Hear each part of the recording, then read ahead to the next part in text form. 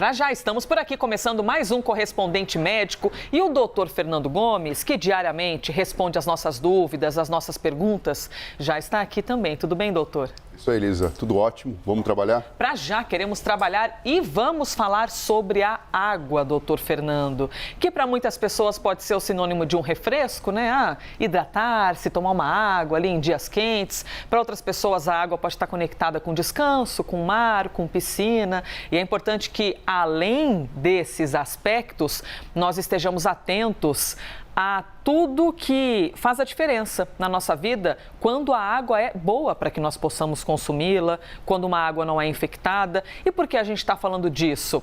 Porque hoje, nesta terça-feira, dia 22 de março, é celebrado o Dia Mundial da Água. Essa data foi criada pela ONU para lembrar o papel essencial da água na vida do nosso planeta. Só que também para chamar a atenção para a importância da preservação da água e da boa qualidade da água. Olha só essa imagem.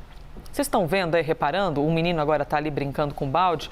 Ele foi em algum lugar, possivelmente, buscar um pouco de água, porque há lugares no Brasil que simplesmente não recebem água em casa. Há lugares do Brasil que não tem tratamento de esgoto. Não trata o esgoto, essa água é descartada. Ou pessoas que tomam água por necessidade, a água que não recebeu qualquer tipo de tratamento. E isso reflete na saúde desses seres humanos. E se forem crianças, então, podem passar uma vida tendo males, simplesmente porque não tem aquela água que você tem em casa. Aquela água que chega tratada na sua casa. Por isso a gente vai trazer aqui alguns dados preocupantes sobre o saneamento da água aqui no Brasil. E já temos essas informações, não é, doutor? É impressionante imaginar, a gente se sente até tendo algum benefício, né? Sendo privilegiado por ter água tratada em casa. Porque 35 milhões de brasileiros não têm água tratada. Se a gente não pensa, Elisa, parece que é um direito adquirido e pronto. Normalmente isso acontece, é um privilégio. E a gente percebe que existe uma correlação muito grande entre a saúde do indivíduo e a saúde pública e o fornecimento de água adequado. Tanto, na verdade, para você poder colocar para dentro do seu corpo, como para realizar procedimentos que envolvam higiene e cuidado dos seus pertences, das suas roupas, dos seus utensílios domésticos para a própria alimentação, como também a água como forma de levar embora dejetos. E a gente está falando aqui do papel do esgoto e da questão toda relacionada com a saúde pública e com a água encanada. Agora, olha só, você falou, os números realmente eles chamam muita atenção.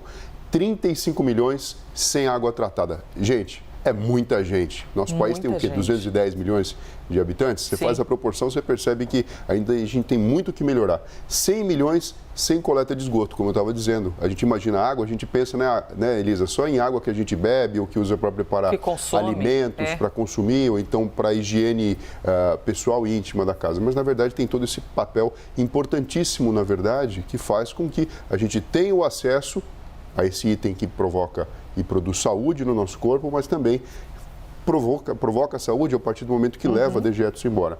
E doenças correlacionadas. Você pode imaginar que muitas vezes pode funcionar como um depositório de micro-organismos, agentes, por exemplo, promovendo até mesmo a proliferação de mosquito e de problemas como a dengue, como o zika vírus, a chikungunya, viroses, verminoses e muitos outros. Então, assim, é um item fundamental que muitas vezes passa de uma forma silenciosa. Eu costumo dizer o seguinte, se confunde um pouquinho com o ar que a gente respira, sabe? A gente, enfim, simplesmente respira e acha que está tudo certo. E não presta atenção que existem poluentes e que existe todo um trabalho que a própria humanidade vem desenvolvendo, os governos, enfim, a própria sociedade, para oferecer isso para dentro da nossa casa. Sim, e doutor, a gente tem um hábito, e é normal do ser humano, que a gente pensa na nossa própria sobrevivência, né? Que nós tenhamos saúde e tudo mais. Só que às vezes a gente pensa demais no nosso próprio umbigo. E aí, por exemplo, uma família que tem tudo, tem saneamento, tem toda essa assistência e gosta de ir à praia passar uns dias de férias. Aí chega lá na praia, que a pessoa gosta de ficar, e tem uma plaquinha escrito assim, praia imprópria para banho. Aí pensa, que absurdo, eu sou um ser humano, que eu pago os meus impostos, eu faço tudo certinho, eu chego aqui na praia e está imprópria para banho. E muitas vezes, podem ser vários os motivos. Muitas vezes, aquela praia, desemboca nessa praia um rio, um córrego, que traz um esgoto que não é descartado de maneira correta. Então, você tem bairros que vão desembocando esse esgoto que vai para dentro do rio, porque para algum lugar tem que ir. Se você não tem saneamento, se você não tem coleta de esgoto, não tem uma mágica que faz com que o esgoto suma. O esgoto vai para algum lugar. E geralmente vai para córregos que desembocam em rios, que desembocam no mar, que poluem o mar. E aí a família que acha que está tudo bem, faz tudo certo, pô, cheguei ali, não consigo nem tomar meu banho de mar. Então, quando a gente deixa de pensar só no nosso umbigo e consegue ver o fluxo dos acontecimentos, a reação em cadeia, não é, doutor? Para além de algo de prazer, né? Que é só tomar um banho de mar. Sim. A quantidade de gente que adoece, a quantidade de gente que procura um sistema único de saúde por males que às vezes não sabe de onde vem e depois descobre que é simplesmente porque não tem uma água tratada.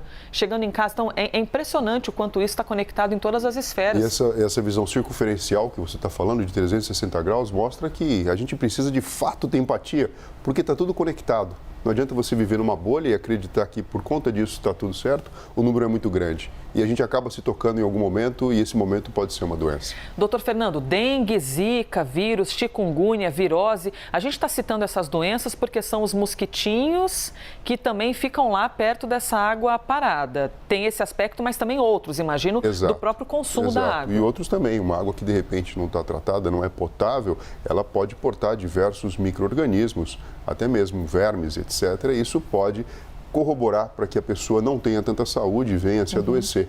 Principalmente quando a gente fala de criança, Elisa. Pois é, doutor Fernando, quero falar das crianças justamente com o senhor. Por que é importante que uma criança tenha os nutrientes corretos, né? As vitaminas corretas? Por que pode fazer mal, às vezes, para uma vida inteira, uma criança ficar ingerindo uma água que, por vezes, não é tratada? Se essa criança fizer parte aqui desses 35 milhões de pessoas que não têm água tratada? Em geral, cerca de 70% do corpo do ser humano, e nas crianças essa proporção é maior, é composto por água. Então, assim, água é vida, né? Faz parte de uma necessidade que a gente tem de manter o nosso aparelho cardiovascular funcionando, de existir o plasma, de existir o sangue, enfim, e as trocas acontecerem por aí. Uma criança que, por exemplo, tem infecções recorrentes, tem verminose, ou até mesmo tem uma intoxicação gastrointestinal, com diarreia franca, com perda de volume, e aqui a gente está falando de situações extremamente graves, ela pode morrer por conta disso, Elisa. Ela pode ter problemas que venham impactar na sua vida de uma forma irreversível. Então, sequelas podem ser permanentes, além da própria questão da nutrição envolvida em todo esse processo. E tem até uma informação aqui, doutora, a própria OMS diz que a falta de saneamento está entre as principais causas de mortes de crianças em todo o planeta.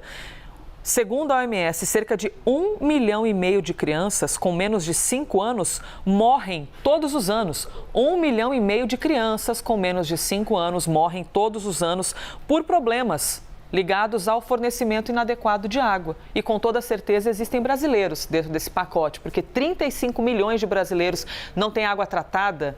Isso aqui é, no mínimo, um absurdo, né? Imagino que você esteja também com esse sentimento. E outras doenças, como malária, né? O número maior que a diarreia mata, por ano, cerca de 2.100 crianças. Diarreia mata 2.100 crianças por ano. E existe uma grande correlação entre água não tratada e agentes infecciosos que venham a provocar a diarreia. Você vê a reação em cadeia, não é, doutor? Que a gente tem que ficar muito atento sempre a esse assunto da água. Muito bem, vamos ao nosso próximo tópico aqui no Correspondente Médico, doutor Fernando Gomes. Até já apareceu aqui no telão, hein? O pessoal das ites, né? É a rinite, alguma coisa de ite, também a sinusite. Tudo que vem aquele desconforto com essa época do outono. Porque começa o outono, o que você vê de gente assim, ó, coçando o nariz, aí o nariz está escorrendo, é um desconforto na garganta, é uma tosse esquisita. É, pessoal, o outono chegou. Adoramos o outono, mas sabemos das adversidades, né? Época do ano em que as temperaturas não são tão altas, o clima fica mais seco, com a ausência de chuvas, e há dias em que os termômetros caem muito. A amplitude térmica tem muito nessa época de outono. E é claro que o nosso corpo, às vezes, sofre, né? A nossa saúde sofre, principalmente com as crises alérgicas.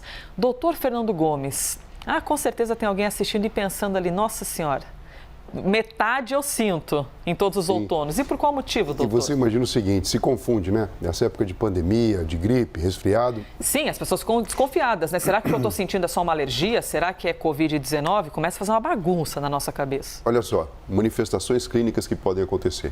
Espirro, coriza, Obstrução nasal, ou coisa desagradável, né? Quem tem isso sabe. Nossa! Coceira no nariz, então toda hora tentar, de alguma forma, aliviar esse sintoma, levando a mão para essa região do rosto, tosse e até mesmo falta de ar.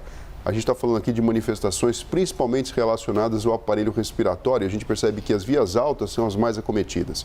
Então, tem pessoas que já sabem, já conhecem o próprio corpo e já entendem que chega essa época do ano, por uma questão da própria característica do ar, da temperatura, da questão da umidade relacionada, os alérgenos, que muitas vezes são pelo, poeira, elementos da própria natureza, ficam mais em suspensão e conseguem atingir de uma forma mais contundente o próprio alvo, que acaba sendo a mucosa do aparelho respiratório.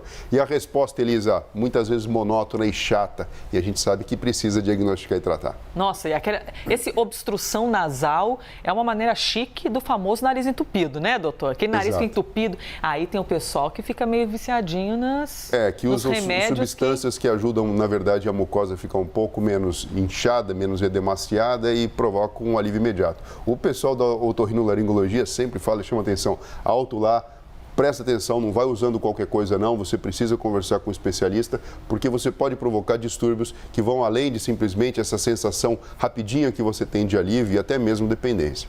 Doutor Fernando, eu fiz aqui uma postagem no Twitter. Atenção, pessoal da alergia, chegou o tempo, a época do ano que o tempo fica seco e tudo mais. Aí o Fernando Dib disse assim, eu tenho rinite alérgica nessa época do ano. Eu pensei, a rinite pode ser causada por vários aspectos, inclusive por questões alérgicas. E aí, nessa época do ano, ela pode ser aflorada ainda mais? Ela pode ficar com uma manifestação clínica mais florida. Então, a pessoa, ela sente os sintomas de uma forma mais preponderante. Que pode ser essa coisa do nariz entupido, do espirro, do nariz escorrendo. Coriza que a gente fala é aquele nariz escorrendo, geralmente uma cor clarinha, né? Que não significa uma infecção, nem mesmo uma infecção viral, mas alguma coisa inflamatória, devido, na verdade, ao processo relacionado com alergia se manifestando.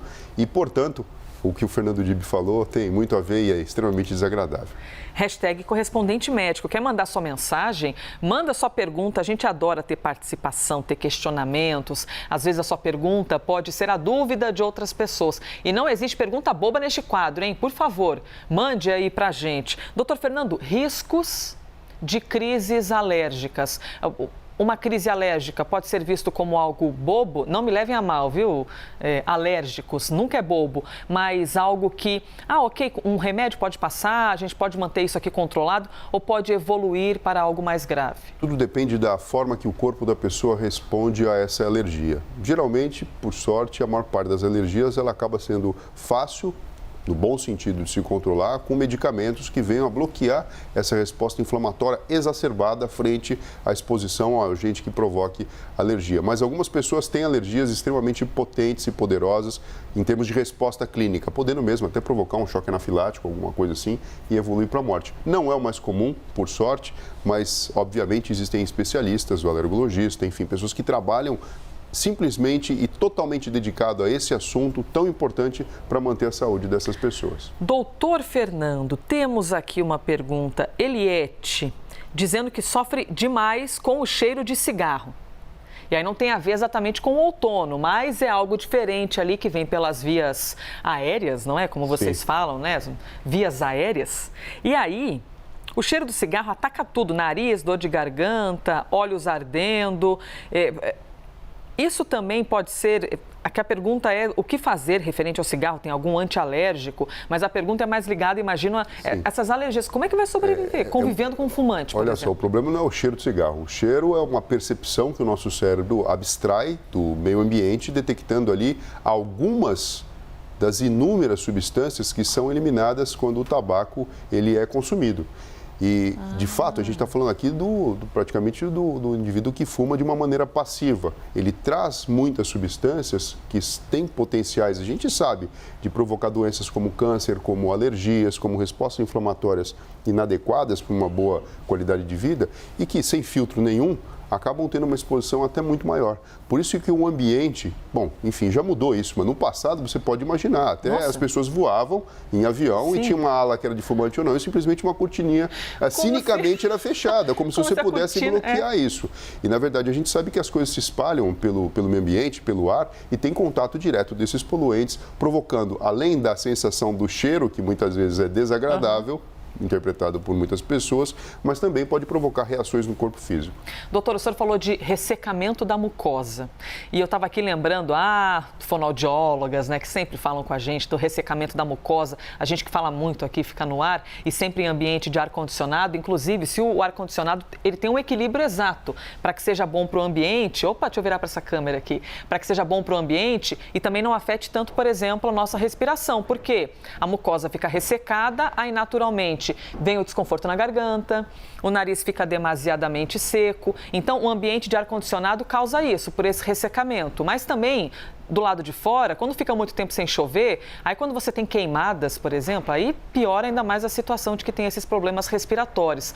Afeta isso que o doutor está ensinando pra gente, tal do ressecamento da mucosa. E tem gente que parte para algumas alternativas, nebulização,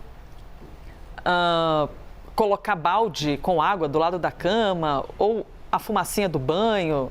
Ou instilar o próprio soro fisiológico em cada narina, por exemplo, 2 conta-gotas, jogar o próprio soro, isso ajuda, porque é importante a mucosa ela estar lubrificada naturalmente pela sua própria hidratação, porque ela tem um papel importante, que acaba sendo a defesa inicial do nosso organismo. Então, se a gente pudesse ver a própria mucosa, muitas vezes existem cílios, que são elementos dessas células que fazem um batimento organizado, levando os poluentes e agentes infecciosos para fora do próprio corpo. Então, quando a mucosa resseca, uma resposta natural do próprio corpo é produzir mais muco e isso provoca essa sensação de desconforto. Então, além de você beber água de uma forma adequada, todas essas dicas que você falou, eu acho que assim, a nebulização, existem equipamentos que oferecem isso de uma maneira bastante prática, portátil e agradável, ela rapidamente faz com que a mucosa ela fique mais hidratada e você não tem essa resposta natural do organismo, que é a produção exacerbada de muco. E tem vários nebulizadores que fazem esse serviço. Alguns são bem silenciosos, outros parecem que você ligou um trator, né?